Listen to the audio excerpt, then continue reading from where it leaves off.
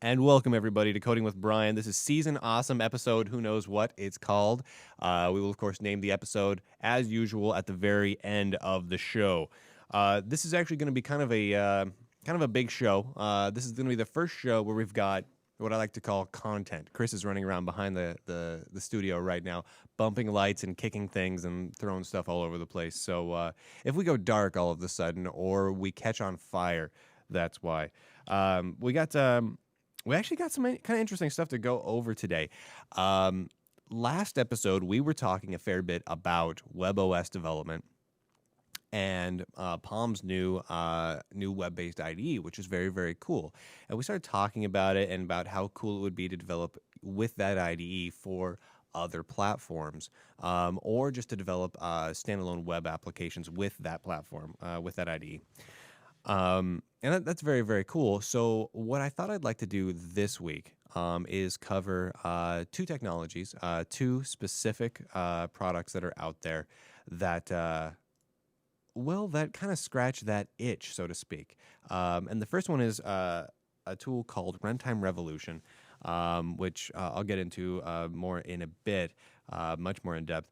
That basically allows you to do desktop development for Windows, Linux, Mac, as well as web development in an interesting way. They basically have their own plugins, so you can kind of almost think of them as like a Flash replacement. And they just announced something called Rev Mobile, which is basically the ability to develop in that same tool, in that same language for mobile devices. And they are including a fairly cool set of mobile devices right off the gate. The other one we're going to go over is Appcelerator. And Appcelerator is basically a way of taking web applications that you develop and packaging them in native shell wrappers to run on mobile devices, and that's cool as well. But I really want to kind of spend the most of the time focusing on this Rev Mobile thing, because it really caught my eye this last week. They just announced it. I want to say like a week or two ago, maybe a little bit more, but not by much. They are not fully released yet. They are still in pre-alpha. I mean, if that gives you any idea, but they came out here. I'll bring over. Hold on, watch this. Camera switching time. Boom! Look at that stuff. Oh, look, there I am. All right, so they announced this, and they're in pre-alpha, and they're announcing immediate support for Windows Mobile. So Windows Mobile is the first one out of the gate. So basically, you can develop in Runtime Revolution, which I'll give you kind of a quick peek at in a minute, for Windows Mobile. And they said over the course of this year of 2010, they're going to be adding support for iPhone and iPad development as well as Maemo development, all from the same code base. Which is very, very cool. Now, it would be cool for certain to have things like Android and maybe WebOS as well. But honestly, if you can have a singular dev environment and you can target iPhone, Maemo, and Windows Mobile, at that point, it makes a whole heck of a lot of sense to go that route if it works well, and not really worry too much about Android. So now the way they've worded things. And again, I'm not an insider in the company, but this is just reading through their press releases, reading through their websites, and I've had a few fairly short discussions with them.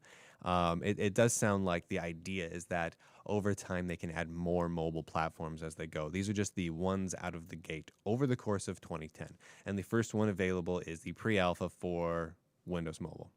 And I find that very interesting. Actually, what caught my eye the most on it was that they were supporting Windows Mobile and iPhone, and yeah, that's great, but also Maemo, which, well, I think the Maemo-based phones and tablets are just plain awesome, and despite the fact that they don't have huge market share, Rev Mobile, Runtime Revolution, the company, is saying, hey, we want to actually support that and push that forward. So I think that's very cool to be able to go in and develop a game or an app that you want to say commercially make a bunch of money on in your iPhone App Store, and also release it for Windows Mobile and the Windows Mobile Marketplace. And then just because you're really geeky, you also get it on your Nokia N900 as well. And that's very, very cool to me. Now I dropped a line to the folks at Runtime Revolution actually just this last Friday, and I believe most of them are over in the UK, something like that. Um, Runtime Limited, contact us. Yeah, they're in Scotland, so not exactly the same time zone as me, and they got back to me very very fast. And in fact, so I mostly was contacting them to get a little more information. They sent me over the pre-alpha. They sent me over, information on their enterprise product, and man, they were just really responsive, and they actually said that we can go ahead and take a look at this and what we've got here. So we're actually going to take a look at the pre-alpha version of Runtime Revolution's Rev Mobile today, which is a first so far as I know, worldwide breaking news. Um, so let's talk a little bit about what the heck Runtime Revolution even is. It's definitely not a hugely mainstream thing at this point. Runtime Revolution is, we'll take a step back. You remember HyperCard?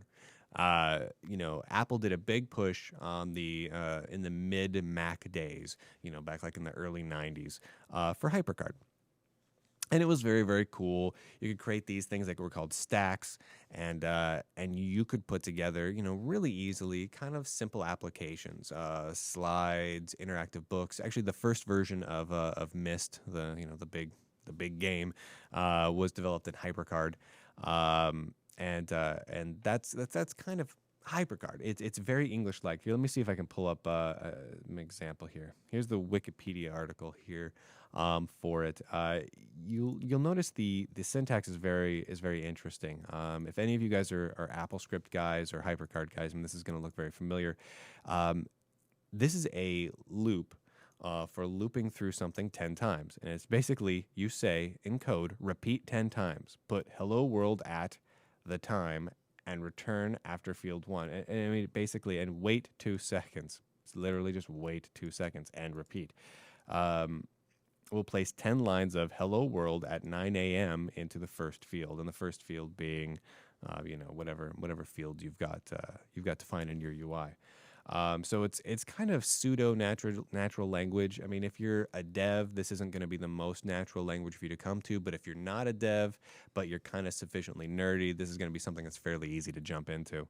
But just the same as a language, it's still pretty powerful. I mean, it's not like you can't hop into this thing and there we go. Infinite loop. I love the infinite loop shots there. Ooh, that's getting deeper and deeper. It's just going to go on forever. I love that. All right, let's hop back over here. What was I talking about? The infinite loop always fries my brain. Right. So it's not, so what do they call it? They call the language transcript, I believe. Yeah, transcript. Transcript. So it's powerful enough to do pretty much anything you're going to want to do. I know a lot of devs, myself included, like to make fun of certain languages, like HyperCard's language and this like transcript or like basic, etc. You tend to thumb up the nose a little bit and be like, hey, that's kind of like who uses that? Who uses basic? Who uses HyperCard? Things like that. Those aren't real tools. Those aren't real programming languages. But just for a moment, let's take a step back and really look at what's actually accomplishable with this tool set, and then make the judge based on that. I'm pretty okay if it's a very, very different, very seemingly easy to use language. If it's still as powerful, I still want to use it. All right. Man, I love going all, whoa, infinite loop. That's fun. Yeah, this could be episode infinite loop, and I would be pretty happy. All right, so let's hop over here to Runtime Revolution. So this is the Runtime Revolution Enterprise. They call it Rev Enterprise. Actually, before we go there, we should really talk about what the heck these even are. Do we have like a comparison thing here? All right, so there's a couple versions of Runtime Revolution. They've got this thing called Rev Media, which is like their free IDE, and it's made for developing for their web-based plugin. And that's cool. So it's a way you can get your feet wet. So you can go to runrev.com, RUNREV, and download Rev Media for free. I think it requires you to register, but it's that takes like 2 seconds. It's not that big a deal. And then you can develop for the plugin, and the plugin is available on all 3 platforms. So if you're on the Linux side of things, you can absolutely grab it, develop on this for Linux, and that's pretty cool. Same with Windows and Mac. They also have Rev Studio and Rev Enterprise. So now, the pricing, of course, goes up substantially as you get towards Rev Enterprise, and that sort of thing. So let's see, what exactly does Rev Enterprise get you over Rev things? Benefits. Okay, let's look at the benefits. What are the benefits? I don't even know. I believe the whole idea is that it allows you to do server development, so you can actually make like little mini servers in Rev Enterprise. But if anyone has any experience with Runtime Revolution, definitely call in and let me know what it's been like to work with it. Because honestly, I'm kind of I'm a noob when it comes to Runtime Revolution. I looked at this once back in, I think, like 2004, maybe 2005, and it was still fairly young, but it was very, very cool. I just never had the opportunity to actually do anything with it. So let's head back over here. So they dropped me a key for Rev Enterprise, so we could show this off and play with it here. So this is the UI here. Let's move this over here so you guys can see it. As you can see, it's pretty simple. There's a little floating toolbar here, which basically contains UI elements, and then up top, your basic toolbar for running and error checking and all that sort of thing.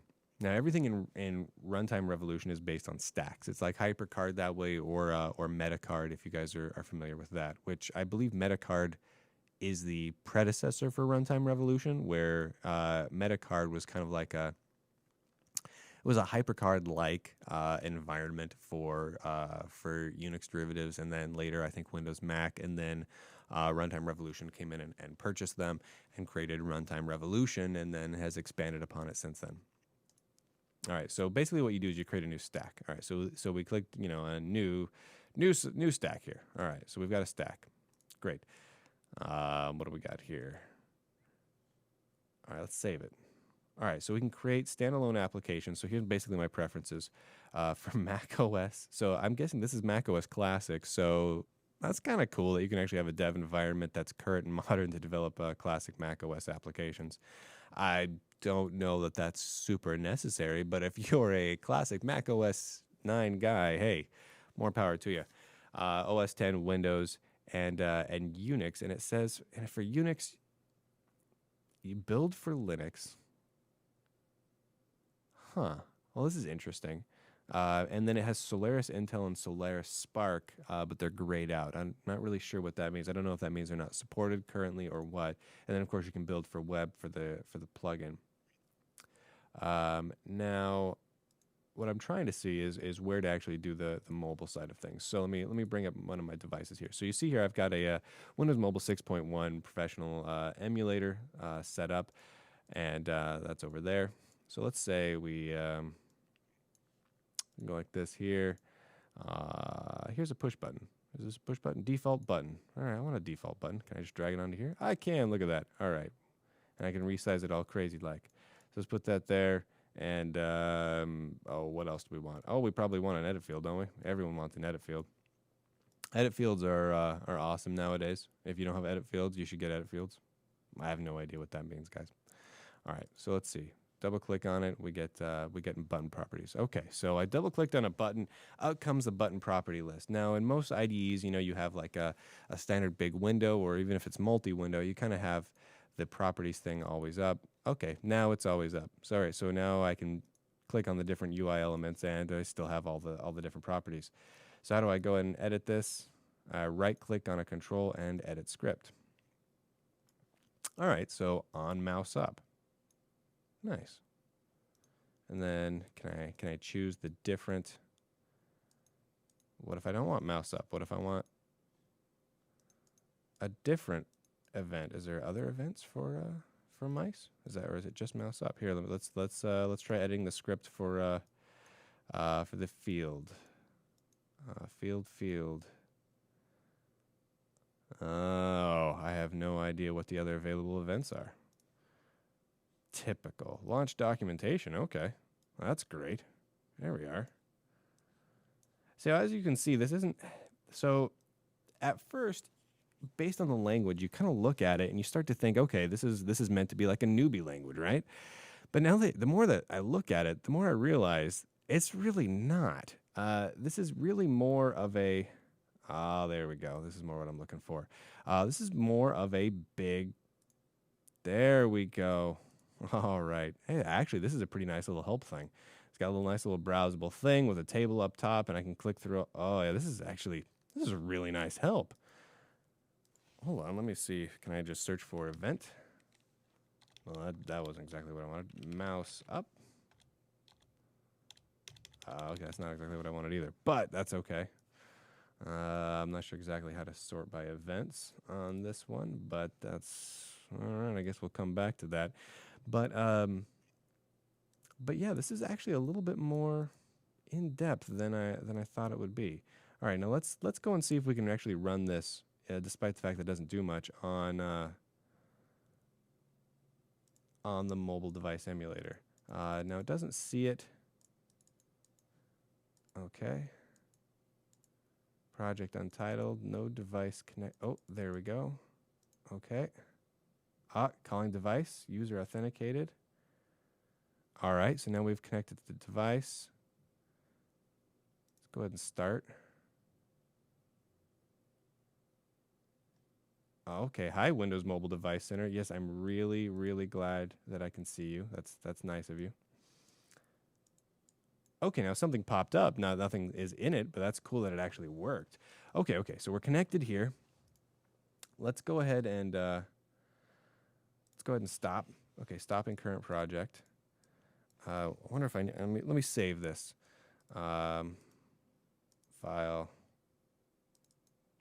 Not save as. Just save. All right, let's just save. All right, cool. Now if I go over here and click start again, a stack with the same name. Before loading, what do you want to do with the stack? I say purge that stack. Holy moly, look at that. That up and straight up worked. That is ridiculous. The UI is a little funky, but I want to say that straight up. The head, the CEO, the president, the big hoo-ha guy over at Runtime Revolution dropped me an email actually just about 2 hours ago to let me know that this is a pre-alpha. This is not yet production ready. Oops, I don't need to change volume. But it doesn't have the native theming in yet. Apparently that is something that is coming and then that should be here soon. All right, now that's actually kind of slick. Okay, so now just out of curiosity, what happens if I go like, I'm gonna throw in a big tab thing here. Save. Now in order for it to update, now in Runtime Revolution, you'll notice that there is over here on the tools, there's two little arrows up at top. This little dark one is the edit tool. Basically, that's what we're in right now, and that is we can drop the UI elements on there, interact with them, edit the code, etc. The other one is the run tool. So I click it, boom, it's now running locally, including all the code, and I can interact with it and modify it, and it's Jim Dandy awesome. So we've got that. So I was kind of curious if I could update that. Let me bring up the document here. All right. Here we go. Let's go ahead and follow their little tutorial that they sent over for me. Okay, so on mouse up, we're gonna answer. Hello world. Let's see. Hello Jupiter Broadcasting. Awesome people. With okay. All right, so that works. All right, so let's save it. Double click on the currently active device display. Start project. All right, so I got to go back over here. Let's stop the project. Bring back up my emulator. Let's start the project. Boom, came up. Okay, cool. The tabs work. Everything's dandy. And I click the button. Hello, Jupiter Broadcasting. Awesome peopleses. That's just really slick. Huh. Well, that's That's not too bad. I mean, obviously, I mean the UI. I hope you guys can see that at home. It's very old school looking. It's definitely not the new hotness in terms of look and feel there. But apparently they are working on that.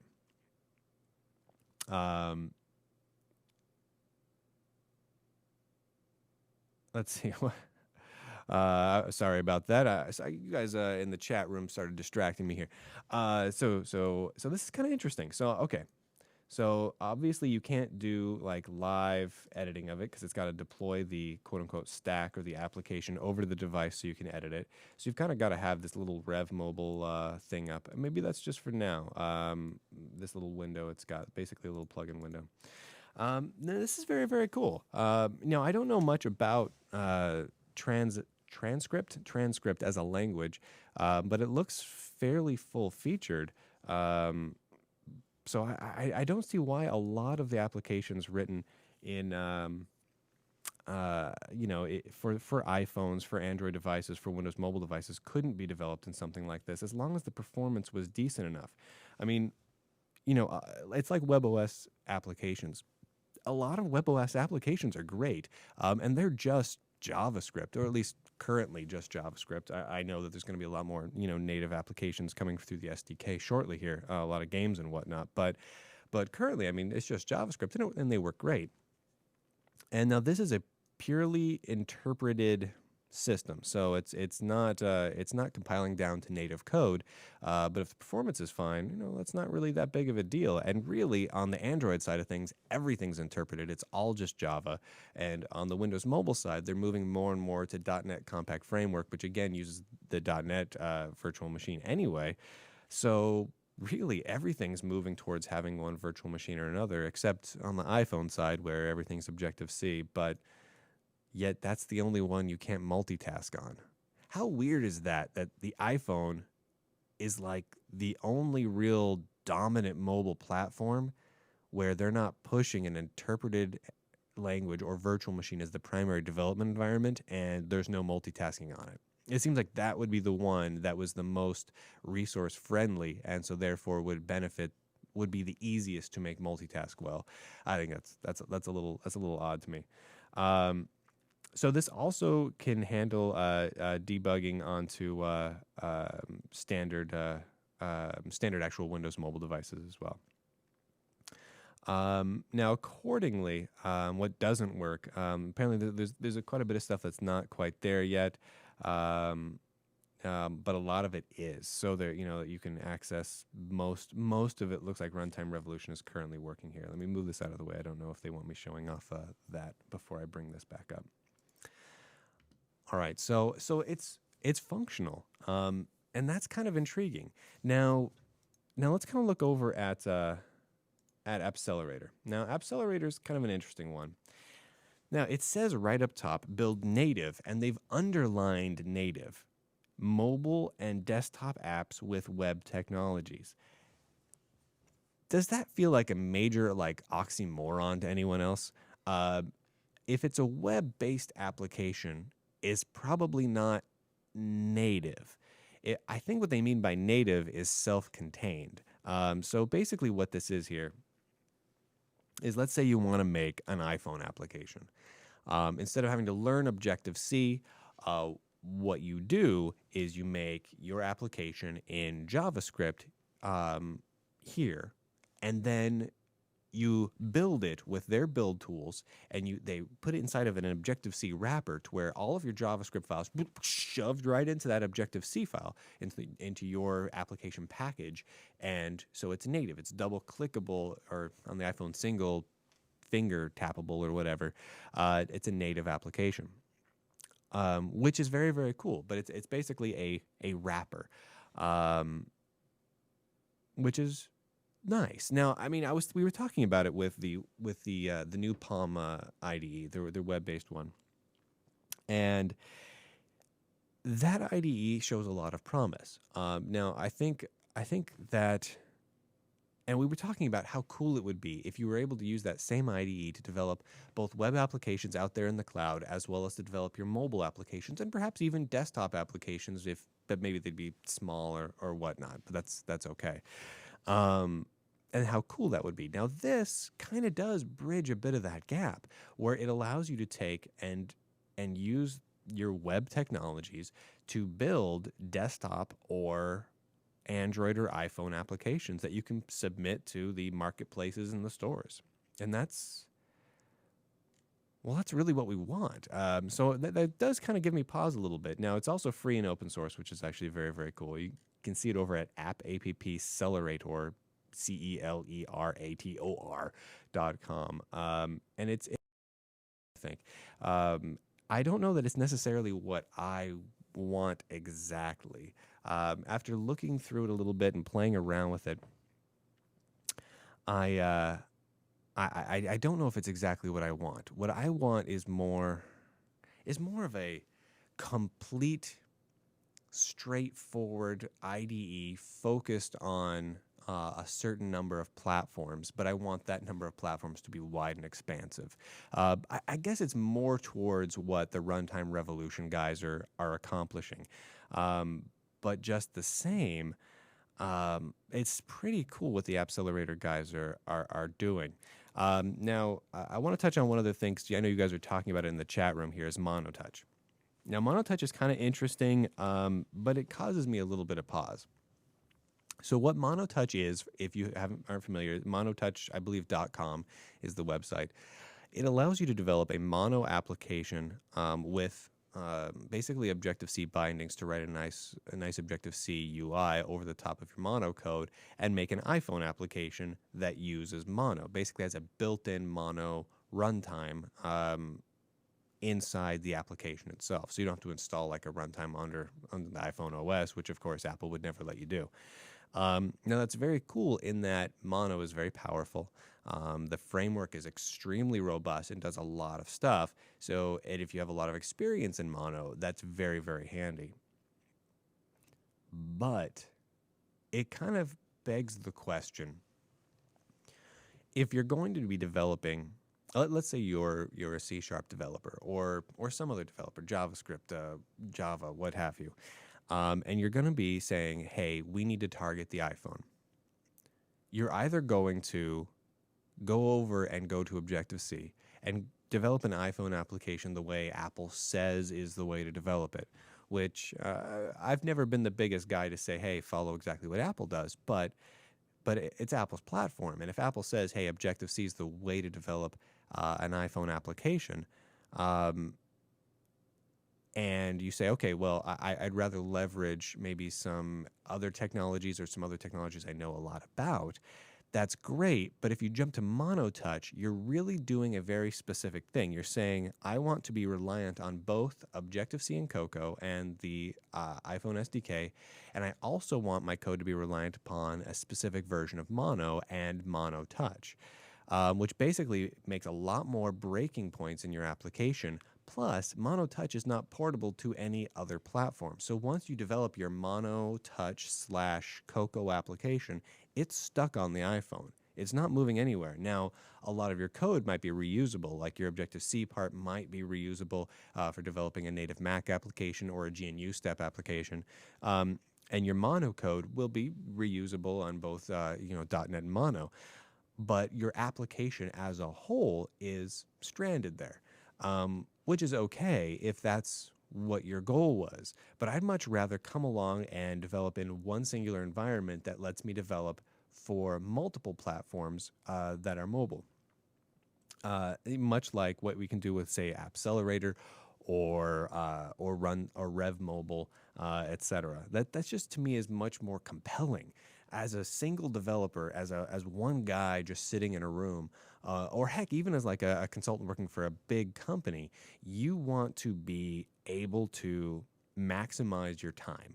You don't want to have to rewrite your code every time a new platform comes along. I mean, of course, you have to a lot of the times, but if you can minimize that, if you can make it so you have to do it less, isn't that worthwhile? That's just my general thoughts. Now, of course, this is a live call-in show. You wouldn't know it by how much I just sit here and ramble. But my Skype handle is Bryan Lunduk, all one word. And you can feel free to hit me on Skype. Please do a Skype call test first, just so you know it's working. But feel free to drop me a line at any point during the show. My lines are open, and yeah, we can chit chat about all this good stuff. I'm going to switch over here to the chat room real quick and see what's going on. People are talking about the expensiveness of some of these apps. Yeah, it's true. Runtime Revolution is not exactly a free tool. But what can you do? I'm bringing up the MonoTouch website here. If you go in here, they've got a store. Buy now. Honestly, yeah, the trial version of the MonoTouch is not free either. It's in fact the cheapest you can get is the Pro version, which is $400, and it scales up to the Enterprise version, which is $1,000. They also have like a 5 license Enterprise, so a 5-seat license for Enterprise, which is $4,000. So if you have 5 devs, you save $1,000 off of licensing it for everyone. But it's not free. It's not cheap. So it maxes out around $1,000, and I believe Revolution actually maxes out above that. So I'm gonna hop over here to the store here real quick, but it's not free or cheap. So Revolution Enterprise, which is what I was using just here, is at $500, and Rev Mobile, I believe they announced it will retail for $999 when it is launched. And if you buy it in pre-release version, it's $800. You get access to the alpha version, and you get like a DVD set from RunRev Live, their conference, which is they say like a $399 and $249 value, subjectively. So that seems pretty decent to me. It seems about on par. Of course, I'm cheap. I would like to see more inexpensive tools for the development side of things. But, I mean, come on, let's be honest. If you're doing this as a profession, this is your job and your livelihood, if you can spend $1,000, let's say, so like MonoTouch or RunRev or Visual Studio or whatever it is you're buying, if you can spend $1,000 and that $1,000 saves you just 1 week of time, you've made a lot more money. Because let's be honest, if you're a software developer and you're living in North America, your 1 week of time is worth more than $1,000. It better be. If not, call into the show and we'll talk about what you're doing wrong. But that's just how that works. So if you can save time, heck, if you can save 3 days of time and you spend $1,000, absolutely it's worth it. It's totally worth it. It's worth it for a company you work for, or if you're a solo developer and you're a hobbyist, unless you're kind of on a real shoestring budget and just getting started, it's absolutely worthwhile. I mean, every dev's going to have multiple tools like this in his belt. I mean, you go home, like on my desk. Well, my laptop just died, and I don't have a desktop at the moment anymore. So I'm kind of without machine for the week, except for my netbook, which is very difficult to develop on, by the way. I thought maybe, hey, I could do a little development on the netbook. No, not so much. But normally you look at my machines and you say, okay, it's got Visual Studio, usually running inside of a virtual machine. Like I'll have a custom Windows VMware instance that's just my Visual Studio installation. And that way I can do, Windows Mobile development, Windows development, Mono development, all sorts of things right there from Visual Studio. I also have another virtual machine. I like virtual machines set up with where I've got all my Linux specific tools. Usually I'll have a couple of Linux virtual machines to target the different distributions, sometimes different architectures, and the different dev environments, whether I'm looking at MonoDevelop or Lazarus or Qt Creator. You're going to have a lot of these tools at hand. And let's see, tools that I pay for. Honestly, I'm probably going to be starting to look at paying for Runtime Revolution just because it's worth looking at, and it does things that I find interesting. I mean, look at that thing. I mean, the fact that I can develop for, theoretically, assuming they follow through, which I don't have any reason to believe they won't, simply because they're declaring this as pre-alpha, and it does seem to be functional, at least at a very basic level already.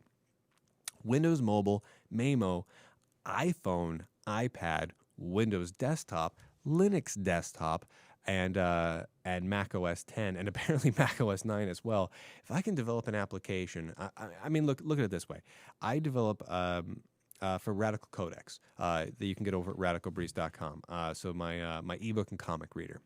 Now, it's currently running on Linux, Windows, and OS 10, and it's primarily a Linux application. I developed it on Linux first, and then I kind of ported it to the other platforms. But if I could utilize even like the majority of the code, if I could utilize the majority of the code and just have to maybe redo the UI and maybe a few other bits and pieces, and have it run on all of these platforms, all of the mobile platforms, and have mobile versions that could sync together and all sorts of stuff, holy moly, that's cool. Of course I would do that. The thing that's kind of wowing me about this, and I do have some reservations about this product, but to be honest, the fact that I can do this, and I can't think of any other dev tool and environment I can do this in, is kind of wowing me right now. Now, there's a lot of cross-platform tools out there. And of course, you can develop things in Mono and Qt Creator, or just generally in Qt. Qt Creator doesn't have the full support for all the mobile platforms yet. And even like with Maemo, if you want to do Qt development, really you're targeting that at Maemo 6, which is not really out yet. Maemo 5, you can do Qt development in, but it's still more of a GTK thing right now. So Qt is kind of in the kind of a funky limbo state at the moment, and while I can utilize the same framework, or most of the same framework, well, I can utilize the same framework across all those devices, there's still going to have to be substantial changes between the mobile and the desktop applications. And then there's things like Lazarus. Lazarus is very cool. If you're a Pascal guy, you can develop for Windows and Linux and OS 10 and everything else, and not just for Linux, but Linux GTK 1, Linux GTK 2, Linux Qt. I mean, it goes on and on and on as to what's possible to do with it. You can use a lot of different frameworks, and that's very cool, but you're not, I believe there's also a Windows mobile version for Lazarus. So you can develop Lazarus for Windows mobile devices, but not for Maemo, not for Android, not for iPhone, not for all those other things. And really the only one for me missing from this Rev Mobile and Runtime Revolution is probably Android. That's probably the one platform I'm like, dang, I wish it had that, but honestly, if that's its one major shortcoming, I've got to kind of forgive it. I mean, that's pretty darn slick. That's just kind of how I feel. And I wish there was another IDE that did what this does, just because I'd love to see the competition. But this is pretty slick. I'm kind of blown away. So I'm going to spend some time on this over the next 2 weeks, really kind of digging in and actually figuring out how to use this thing. Because to be honest, I don't know my head from my in terms of Runtime Revolution. I just don't. So I really need to dive in and see what's even possible. In fact, this is the first time I was ever even able to get this running. Was right here during the live recording. So if that tells you anything about how fairly straightforward it is to use, I literally started installing this about 20 minutes before the show started today, because I'm a pro, I'm a professional, and that's how professionals roll, is you see to your pants it. But yeah, anyway, the Skype ID for me is Bryan Lenduke, and it is open right now. If you've got any thoughts on this, does this seem like something you would use? You're not going to come at it and bring all of your C code with you. You're not going to bring your Java code with you or your JavaScript code with you. It's a wholly new language. It's something new for you to learn, most likely, unless you're a HyperCard, HyperTalk, Transcript guy. This is going to be a whole new deal for you. But with what it provides, is it something compelling enough that's going to make you jump over to it? Now, I haven't seen a great deal of work out there in the world for Runtime Revolution as a consultant. So I don't know of a lot of companies that are saying, hey, I need Runtime Revolution developers. But if you're looking to develop applications on your own, or if you work for a company and you need to have a lot of in-house applications that need to run on many different platforms, is this something that you're like, you know what, I'm gonna take the dive, I'm gonna make the investment and learn this new language, this new framework, this new tool set, and be able to develop for all these platforms? Is that something that you would do, or are you going to stubbornly stick to, developing Java applications for Android or Objective C applications for iPhone, et cetera, et cetera? I mean, which way are you guys going to go? I'm very curious. I mean, for me, yeah, yeah. In the chat room, pro tip: install your development suite 20 minutes before the show. That's how it absolutely works. All right, we got a call here from Leif. Hey, man, how's it going? Good. Leif Anderson here, and I actually am concerned about developing for fairly closed platforms. Yeah, I was looking at the website, and it seemed like the package would cost a little over $1,000. yeah. And I don't know, maybe it's just me, but I always get nervous. Say even with I believe it was Real Basic. Yep. Because I feel like languages in general should be open, and I'd like to just stick with primarily open languages. You know, Do you have any comments on that? No, I completely 100% agree. I mean, Real Basic.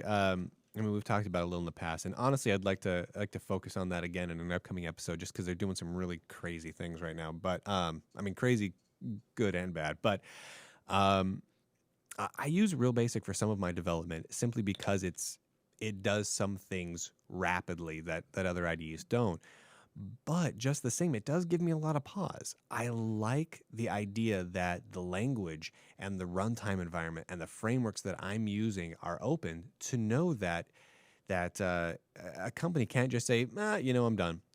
Simply because they weren't making enough money or whatever, and they just stop, and then all of a sudden, all the projects that I've been doing in that language are defunct. I mean, a great example is, and I've been screwed over on this many times, is with Apple. Things like, I mean, HyperCard's a good example. Apple ditched HyperCard because they decided, they didn't want people doing it anymore. Or OpenDoc. OpenDoc was supposed to be the end-all, be-all. It was like the second coming of interoperation between applications, and everything developed was supposed to be developed with OpenDoc in mind. And then, like the next year, they basically said anyone who did OpenDoc is really stupid, and why'd you even listen to us in the first place? And if that had been more of the open source style, we could have all decided as a community, hey, we want to keep going with OpenDoc. We want to keep this rolling. But we didn't even have that choice. So no, I absolutely understand where you're coming from on that. And there are examples of commercial closed source suites, and they're talking about in the chat room right now is Delphi is one of them. Borland had their nice Visual Pascal development environment, Delphi, and it's still incredibly popular to this day, even though it's dead. They killed it. But then there's the open source project that came out of that, which was Lazarus, which sits on top of free Pascal. And a great project. The whole point was basically to be a replacement, a completely open source replacement for Delphi. And it's taken years to get it to the point where it's actually usable as a full replacement. And some might argue that it's really not fully there even yet. It's close, but it's not really there even yet. So that means that those Delphi developers were kind of stranded on a dead platform for several years. And that sucks. I mean, it's difficult, but the flip side to this is this. If you attached yourself to, say, Borland Pascal or MFC and C++ development through Microsoft, for doing like Visual Studio, Windows, Win32 apps, those were safe bets, back in the day. You were able to hitch your wagon to those tool sets and to those frameworks and to those platforms for decade to 2 decades without issue. But there's also examples where it doesn't work out. So it's kind of a bit of a gamble. But then again, if you're a dev, you're switching languages all the time, right? Yeah. So, I mean, if you say, I want to develop a bunch of mobile applications, I mean, those mobile platforms aren't going to exist in the state that they exist now in 2 to 3 years. So you're probably going to end up switching languages, say 3 to 5 years from now, you'll be in a completely different framework and language anyway. So Yeah. that's kind of where I'm at. So, you know, it's not so big. So if I look at these closed source ones and I think, okay, I can save a week, 2 weeks, or in some cases, several months of development time by switching to something closed source and spending $1,000, oh, I'm totally going to do that. And with the time I save on that, start a side project that's probably fully open source. That's kind of like the way I think about that sort of thing. Yeah.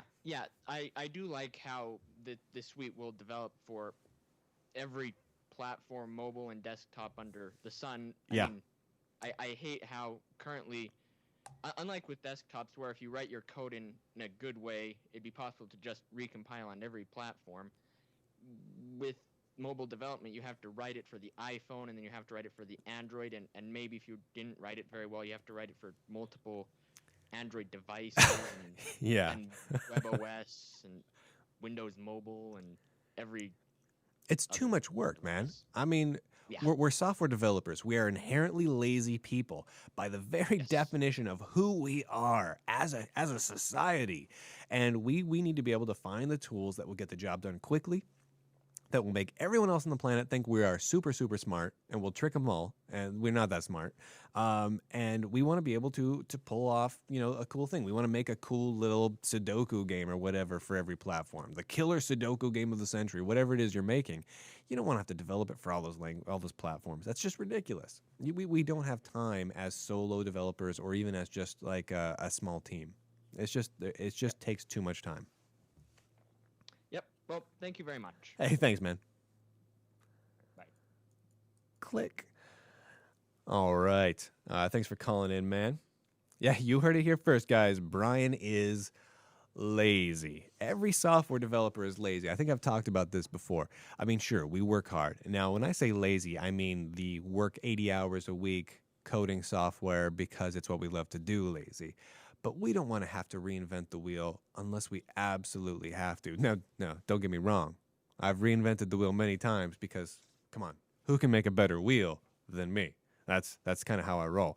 And I think every software developer kind of feels the same way there.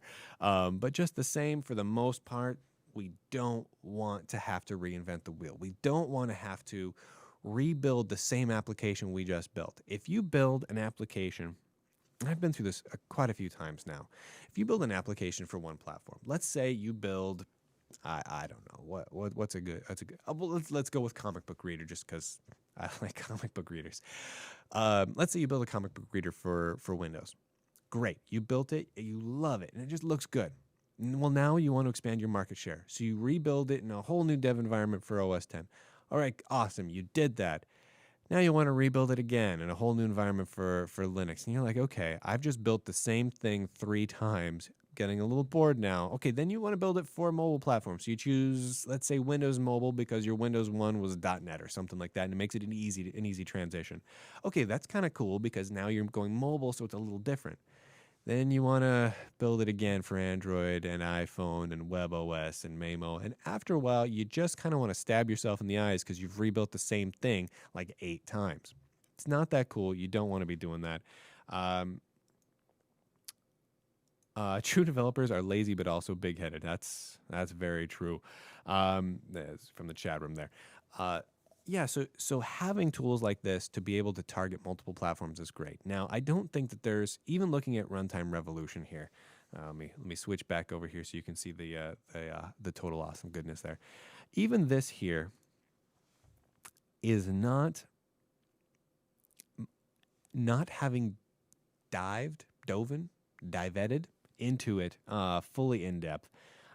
My gut is telling me that it supports all these platforms. There's no way it's going to support all of them perfectly, right? I mean, how possibly can it do that? It can't possibly do them all perfectly. So, but let's give it the benefit of the doubt here. It's a commercial product. It's been around. The company's been around since I think 2003, so 7 years now. So people are using this. People are buying this. They don't seem to be going away. That's kind of a good thing.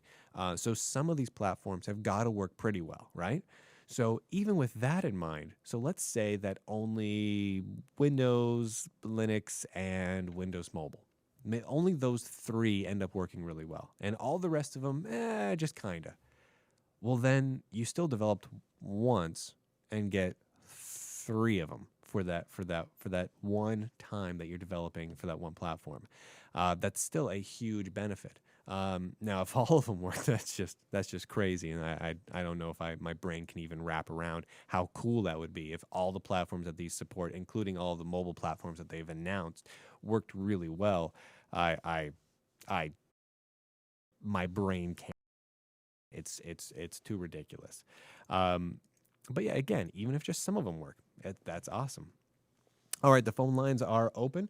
Again, Bryan Lunduke, you can hop on into the Skype call there.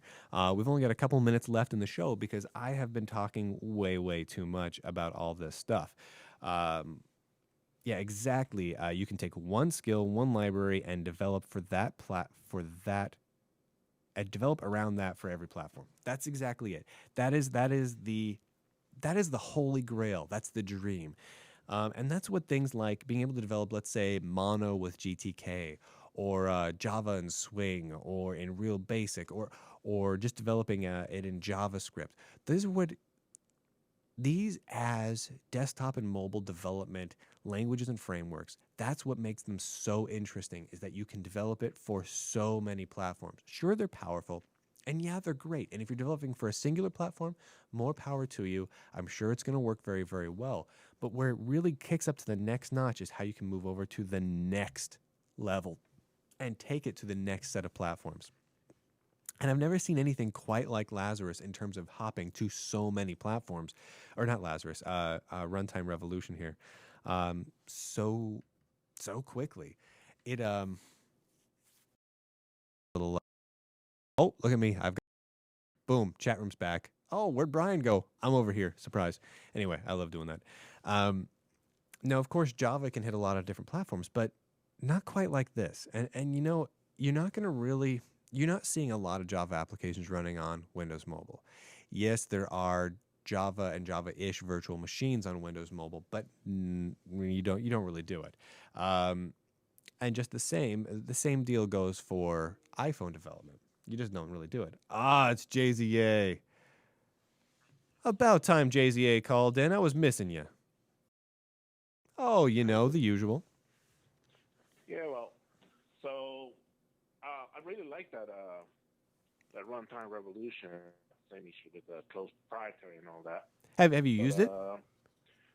but I think that I haven't used it. But I've been watching you, and it looks really good, and I like it.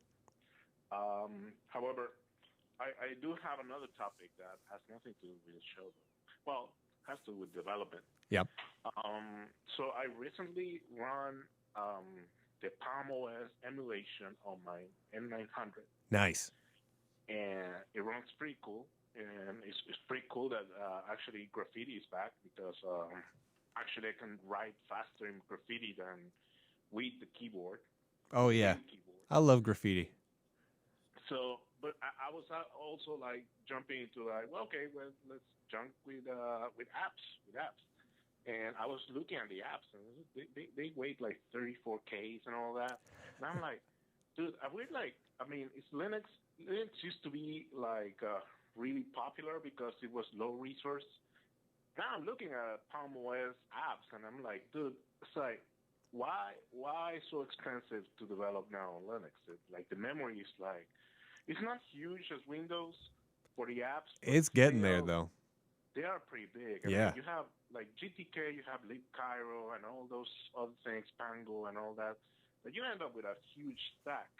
And Qt is almost, I think it's a little bit smaller now. But it's still pretty big. Huge stack. Yeah. Yes. It's huge. So I'm like, if you're gonna develop for mobile, do you really? I don't know. I mean, I'm right now in like, do you really need all that?